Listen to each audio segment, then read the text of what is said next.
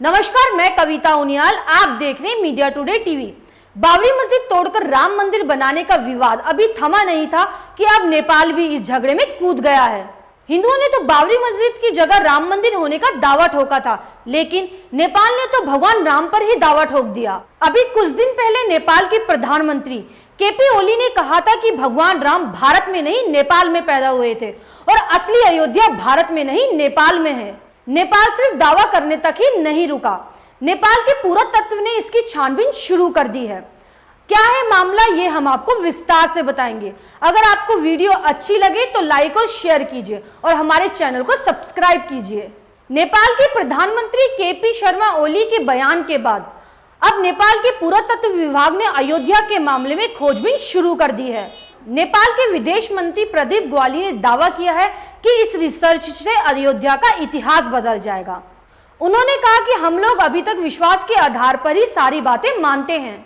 नेपाली विदेश मंत्री ने यह कहा कि हमें अभी तक यही बताया गया था कि सीता का जन्म जनकपुर में हुआ है और राम का जन्म अयोध्या में हुआ है, लेकिन जिस दिन अध्ययन से नए तथ्य मिल जाएंगे तो रामायण का इतिहास बदल जाएगा।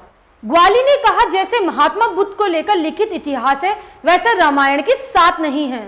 उन्होंने कहा कि रामायण में जिन स्थानों को लेकर वर्णन किया गया है उसको लेकर भारत और नेपाल में चर्चा चल रही है।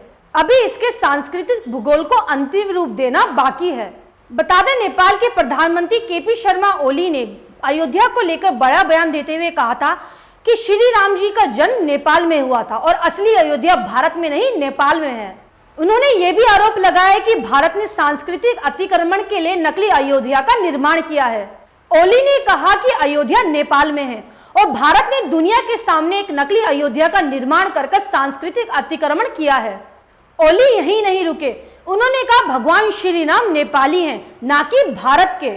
नेपाल के प्रधानमंत्री ने अपने निवास में आयोजित कार्यक्रम में कहा कि भारत ने नकली अयोध्या को दुनिया के सामने रखकर नेपाल के सांस्कृतिक तथ्यों का अतिक्रमण किया है। उन्होंने कहा भगवान श्री राम की नगरी अयोध्या भारत उत्तर प्रदेश में नहीं है, बल्कि नेपाल के वाल्मीकि आश्रम के पास है। ओली की टिप्पणी के बाद पुरातत्व विभाग ने क्षेत्र में संभावित पुरातात्विक अध्ययन के लिए विभिन्न मंत्रालयों के साथ चर्चा शुरू कर दी है। पुरातत्व के प्रवक्ता राम बहादुर कुंवर के हवाले से बताया गया है कि वीरगंज के थोरी में पुरातात्विक अध्ययन शुरू करवाने की संभावना को लेकर विभाग विभिन्न मंत्रालयों के साथ चर्चा कर रहा है। पुरातत्व विभाग डीओए के महानिदेशक दामोदर गौतम ने बताया कि प्रधानमंत्री ओली के बयान के बाद विभाग थोरी में पुरातात्विक अध्ययन शुरू करने के प्रति गंभीर है।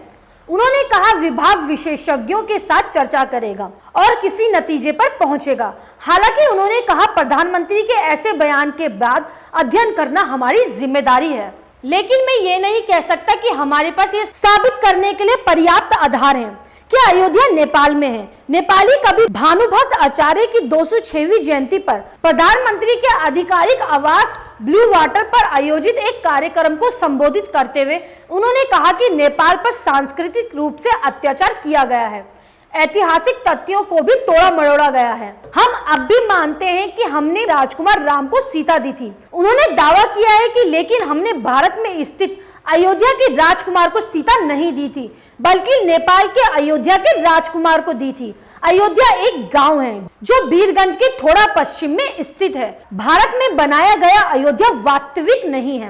ओली ने तर्क दिया है कि भारत की अयोध्या वास्तविक है तो वहां के राजकुमार शादी के लिए जनकपुर कैसे आ सकते हैं। उन्होंने दावा किया है कि विज्ञान और ज्ञान की उत्पत्ति और विकास नेपाल में हुआ है।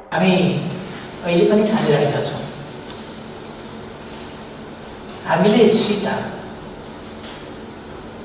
भारतलाई भारतका राजकुमार रामलाई सीता दियौँ।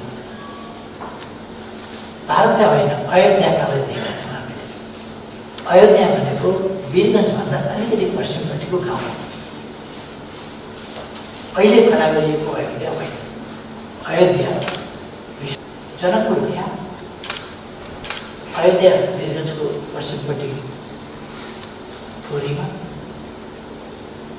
वाल्मीकि आश्रम थियो र दशरथबाट सन्तान नभएपछि उत्कृष्ट यज्ञ लगाउने पण्डितजी रेडीका पण्डित श्रृङ्गार ऋषि ऋषि